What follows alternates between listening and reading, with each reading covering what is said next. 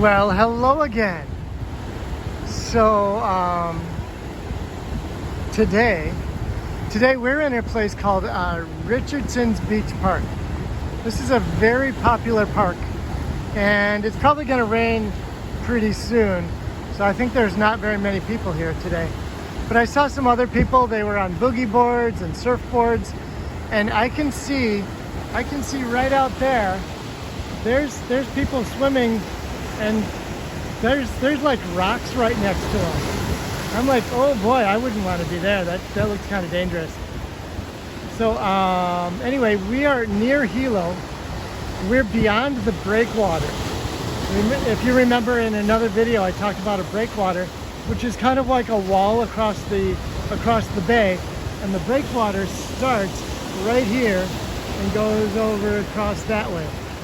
So that's what stops the big waves from getting all the way to the shore in Hilo Bay. And if Hilo didn't have the breakwater, all of the waves, all of the shore in Hilo would look a lot like this. It'd be super bumpy and wavy, and it would not be a safe place to try to put a boat onto the shore. So here there's some people snorkeling, and so I just want to show you this. This is for the readers, and there's coral almost everywhere around here. And so we want to be careful we don't damage the coral. And so if you want, you can pause this and read that. So let's see. Oh yeah, we're gonna read a chapter in the book. Hold on one second. And as you remember, we are reading The Tale of Despero by Kate DiCamillo. And the illustrations, the pictures, are drawn by Timothy Basil Eyring. So here we go, chapter 23. Chapter 23 is called Consequences. Consequences. All right, here we go. Oh yeah, this is the time, if you didn't brush your teeth, pause the video and get up, and when you're done, come back and press play. All right, here we go. There were, of course, dire consequences to Roscuro's behavior. Every action, reader, no matter how small, has a consequence.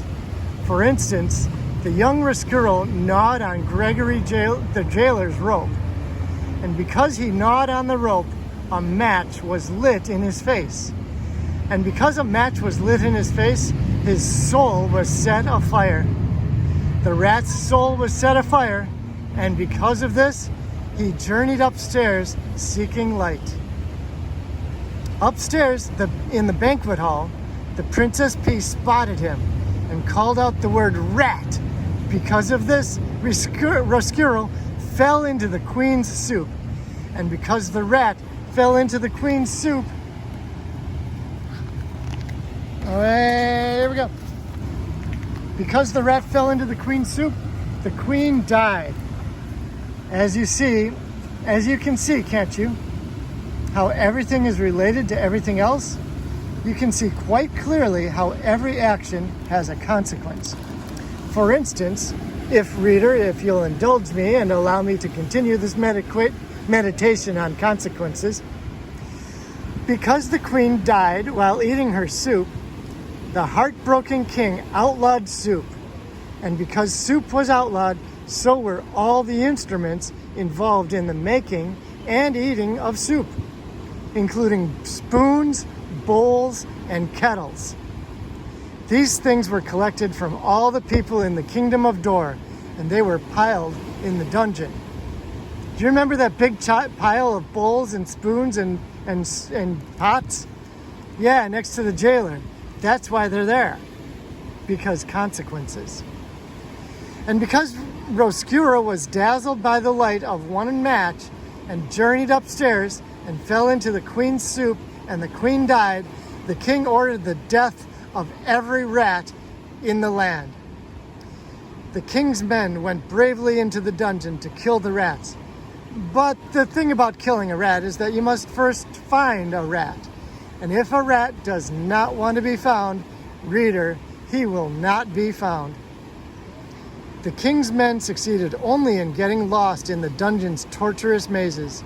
Some of them, in fact, did not ever find their way out and died in the dark heart of the castle. And so, the killing of all the rats was not successful. And in desperation, King Philip declared that rats were illegal. He declared them outlaws. And this, of course, was a ridiculous law, as rats are outlaws to begin with. How can you outlaw an outlaw? It is a waste of time and energy. But still, the king officially decreed that all the rats in the kingdom of Dor were outlaws and should be treated as such. When you are a king, you may make as many ridiculous laws as you like. That is what being a king is all about. But reader, we must not forget that King Philip loved the queen, and without her, he was lost. This was the danger of loving. No matter how powerful you are, no matter how many kingdoms you rule, you cannot stop those you love from dying. Making soup illegal, outlawing rats, all of these things soothed the poor king's heart, and so we must forgive him. And what of the outlawed rats? What of one outlawed rat in particular? What of Chiaroscuro? In the darkness of the dungeon, he sat in his nest with the spoon on top of his head, and he set to work fashioning for, what do you think rats fashion for? He fashioned for himself a kingly cape made out of the scrap of the red tablecloth. And it worked.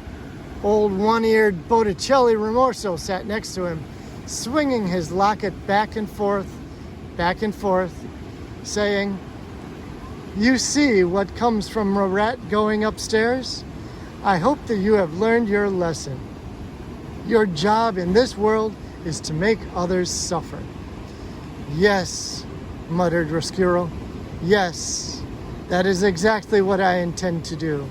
And I will make the princess suffer for how she looked at me." And as Roscuro worked and planned, the jailer Gregory held tight to his rope and made his way through the darkness. And in the dank cell, a prisoner who once had a red tablecloth now had nothing.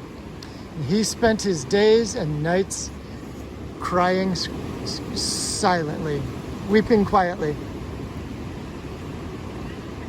High above the dungeon, upstairs in the castle, a small mouse stood alone one evening as his brothers and sisters sniffed for crumbs. He stood with his head cocked to one side, listening to a sweet sound he did not yet have a name for. There would be consequences of the mouse's love for music, and you, reader, already know some of those consequences. Because of the music, the mouse would find his way to a princess. He would fall in love. And speaking of consequences, the same evening that Despero stood inside the castle, hearing music for the first time, outside the castle, in the gloom of dusk, more consequences drew near. A wagon, driven by a king's soldier and piled high with spoons and bowls and kettles, was making its way to the castle. And beside the soldier, there sat a young girl with ears that looked nothing so much as pieces of cauliflower stuck on either side of her head. The girl's name, dear reader, was Miggery Sow. And though she did not yet know it, she would be instrumental in helping the rat work his revenge. And that is the end of the second book. So how about that? How about that? So, Roscuro the rat has a cape. Let's see, what was it called? Yep, he made a kingly cape which is kind of like a coat. He just put a scrap over his shoulders and tied it around his neck. So he made a cape. And he has his spoon for a crown. And so now he's the king of the rats. The Rat King Roscuro, working his revenge. And so that's it for today. That's a really good place to stop. The end of the second book. The next book is called Book the Third, The Tale. No, hold on. Book the Third, Gore, The Tale of Miggery Sow. And gore is kind of like wow or something like that. But it's an old word and people don't use that word anymore. So you know what? I just love the sound of the waves. I'm gonna sit here a while and listen to the waves. And I hope you have a good night. Remember that I love you. And say hi to your mom for me. And tomorrow is another fun day. Take care. Good night.